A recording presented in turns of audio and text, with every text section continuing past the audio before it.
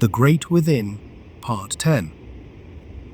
The subconscious has the power to work out any problem and find the exact answer to any question at the time designated by the conscious mind. In fact, no problem is ever worked out by the conscious mind alone.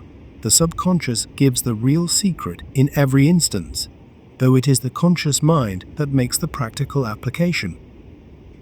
To secure the direct and the fullest assistance from the subconscious when there are problems to solve, form a clear, distinct idea of what you wish to know, and impress that idea upon the subconscious with a deep, strong desire for the information required. Have perfect faith in the faith that you will receive the answer, and you will. When you have something special to do at some near future time that requires more power and mental brilliancy than you usually possess, direct the subconscious to give you the added power and intelligence at the exact time. The subconscious is exact as to time and will produce, at the time desired, as much power and intelligence as you felt you needed for the special work when the impression was made. To simply impress upon the subconscious a desire for more power is not sufficient. The impression must contain a clear idea of how much power is required and what the added power is expected to do.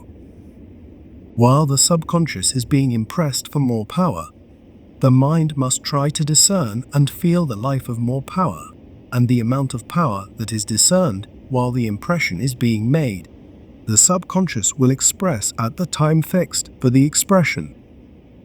Whenever an impression is made upon the subconscious, the conscious mind should try to gain the very highest and the very largest conception possible of the idea that is being impressed. And the more clearly the conscious mind discerns the largeness, the worth, and the superiority of that idea, the larger, the worthier, and the more superior will be the corresponding expression brought forth from the within. When the conscious mind can see clearly the amount of power and mental brilliancy required for the special future action, and impresses that idea upon the subconscious with the deepest and the strongest desire for its realization, the impression thus made will call for the exact amount of power and intelligence required, and whatever the impression calls for, the subconscious will supply. The law is this, that the subconscious will respond with the exact quality and the exact quantity that you are conscious of, or that you can mentally discern and feel at the time the impression is being made. It is, therefore, extremely important to elevate the conscious mind into the largest and the most superior states of thought and feeling possible before an effort is made to impress the subconscious. In fact, this is the real secret in directing the subconscious to express a larger quantity and a higher quality than we ever received in tangible life before.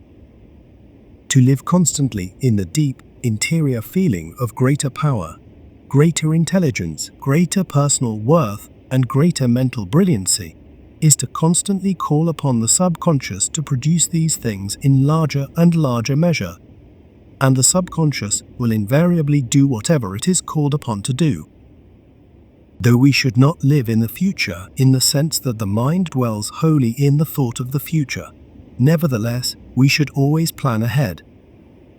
Place your future plans in the hands of the subconscious. Impress upon the subconscious what you wish to have done tomorrow, next week, next month, or even next year. Then direct the Great Within to work out the best plans and the best methods possible, and to give your faculties the understanding and the power to carry out those plans to the most successful termination. When there is something upon which you cannot decide, inform the subconscious that a definite decision is desired at such and such a time. Impress clearly and deeply the facts on all sides concerned, and know that the Great Within can give the desired decision at the time stated.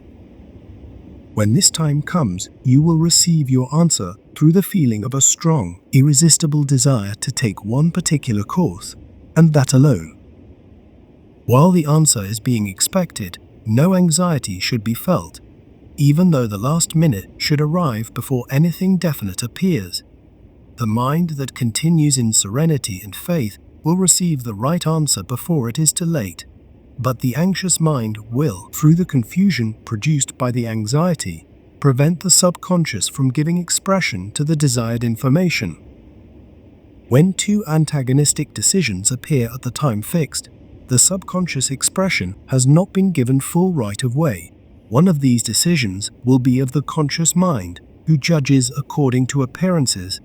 The other will be of the subconscious, who judges according to facts, but which is which may seem difficult to discern. The decision of the conscious mind may sometimes be the stronger, but at other times the weaker. One's strongest feelings, therefore, at such times will not prove to be safe guidance. To re-impress the subconscious for an immediate and a definite decision is the proper course to pursue under such circumstances, and if the conscious mind is kept quiet, in faith, the true answer will shortly appear. You will then feel a strong desire to take but one course, and will lose all desire to even think about the other, because when the subconscious action is given full and free expression, everything that is antagonistic to that expression will cease to exist.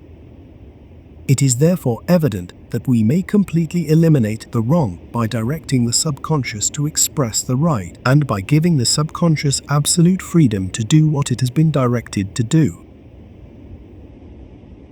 End of The Great Within, Part 10.